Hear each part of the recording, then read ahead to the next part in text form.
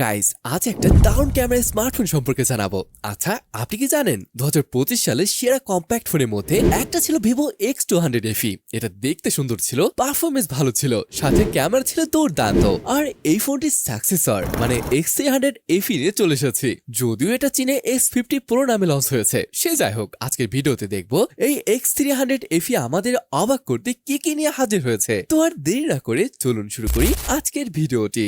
Okay guys, এবার ডিজাইনের ব্যাপারটা আসা যাক। আচ্ছা, আগে বলেন তো এই দুইটার মধ্যে কোনটা ডিজাইন আপনার কাছে ভালো লাগলো? কমেন্ট করে কিন্তু অবশ্যই জানাবেন।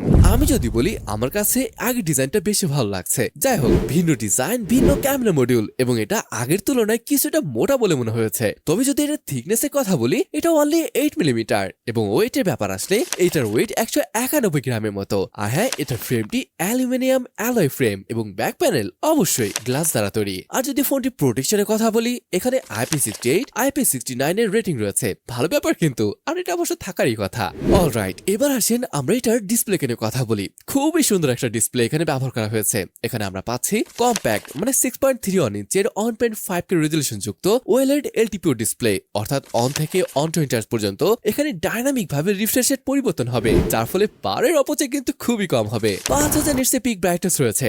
HDR মোডে সম্ভবত 2800 নিটস এর পিক ব্রাইটনেস রয়েছে, যদিও এই ব্যাপারটা আমি শিওর না। তবে এখানে একটা জিনিস যেটা বর্তমান সময়ে খুবই বিরক্তি লাগে, এটা যে ফিঙ্গারপ্রিন্ট সেন্সর রয়েছে এটা অনেক নিচে দিয়ে দেয়, বাট এখানে দেখেন একদম পারফেক্ট জায়গায় কিন্তু সেন্সরটা দিয়ে রেখেছে, তাই না? এটা 10 বিট প্যানেল, এখানে HD10+ এর সাপোর্ট রয়েছে। এমনকি এটার স্ক্রিন টু বডি রেশিও অসাধারণ ছিল, কারণ এটার বেজেল গুলোকে খুবই পাতলা করা হয়েছে। আমার মনে হয় এই 6.31 ইঞ্চি একটা সুন্দর সাইজ সবার জন্য।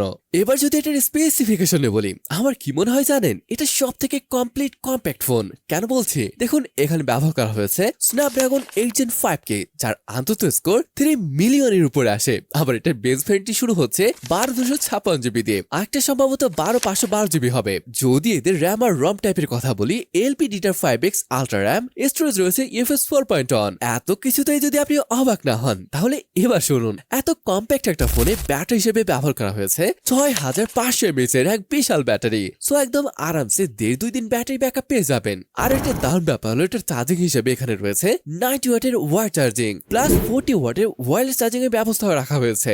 আচ্ছা, পারফরমেন্সের কথা আসলে PUBG অন 20 FPS খেলতে পারবেন এবং COD মতো গেম এখানে অন 20 FPS খেলা যাচ্ছে। থার্মালের ব্যাপার আসলে দেখুন, 15-20 মিনিট গেম খেলে হয়তো খুব একটা গরম হয় না, তবে অনেক সময় ধরে গেম খেললে একটু গরম হয় এই ফোনটা। অলরাইট, সেন্সর ভাই এখানে সবই রয়েছে। Ultrasonic fingerprint sensor, face unlock পাচ্ছেন। আবার কানেক্টিভিটি নিয়ে যদি বলি, 5G, dual 4G VoLTE, Wi-Fi 7, Bluetooth 5.4, NFC, Wi-Fi calling এসব এখানে পেয়ে যাবেন। আবার যদি এটার OS নিয়ে বলি, এখানে অরিজিন OS 6 রয়েছে বেস অন Android 16। অলরাইট, এবার যদি এই ফোনের ক্যামেরা নিয়ে বলি, ফোনটিতে রয়েছে ট্রিপল ক্যামেরা সেন্সর, মানে এর আগে যে সেটআপটা ছিল সেম সেটআপটি এখানে রয়েছে। প্রাইমারি সেন্সরটি 50 মেগাপিক্সেলের, 8 মেগাপিক্সেলের আল্ট্রা ওয়াইড আর একটা 50 মেগাপিক্সেলের 3x টেলিফোটো লেন্স, আর ফ্রন্টে পেয়ে যাচ্ছেন আরো একটা 50 মেগাপিক্সেলের সেলফি শুটার। আবার ভিডিওগ্রাফির কথা আসলে আপনি 4K 60 fps শুট করতে পারবেন এই প্রাইমারি আর সেলফি ক্যামেরা দিয়ে। তবে এখানে যে আল্ট্রা সেন্সর রয়েছে এটাতে 1080p 30 fps শুট করা যায়। এখানে যে আল্ট্রা সেন্সরটা রয়েছে এটা যদি 50 মেগাপিক্সেলের হতো তাহলে ব্যাপারটা কিন্তু দুর্দান্ত হতো।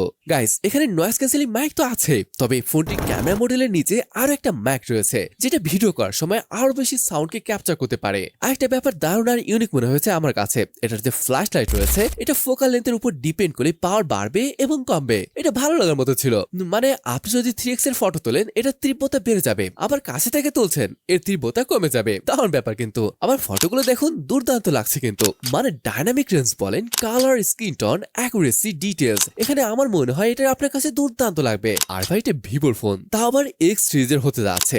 এবার যদি প্রাইস নিয়ে বলি, ভাই এবার সব ফোনের প্রাইস একটু বাড়তি হবে। এটা আমাদের দেশে 85 থেকে 90,000 টাকা এর আশেপাশে পড়তে পারে। তবে আপনি যদি ফোনটির দিকে তাকান, মানে আমি যদি ডিসপ্লের কথা বলি, ব্যাটারির কথা বলি বা চার্জিং এর পারফরমেন্সের কথা বলি, মানে সবখানে ভালো লাগবে। আর ক্যামেরা, এটা নিয়ে তো কোনো কথাই হবে না। এই জন্যই আমি বলেছি 2026 সালে কম্প্যাক্ট কমপ্লিট ফোনের মধ্যে একটা হবে। তো গাইস, এই ভিডিওটা এই পর্যন্তই ছিল। কেমন লাগলো কমেন্ট করে জানাতে পারেন। তাহলে আজকে ভিডিওটি এখানে শেষ করছি, দেখা হবে পরের ভিডিওতে। ততক্ষণ পর্যন্ত ভালো থাকুন, সুস্থ থাকুন, আল্লাহ হাফেজ।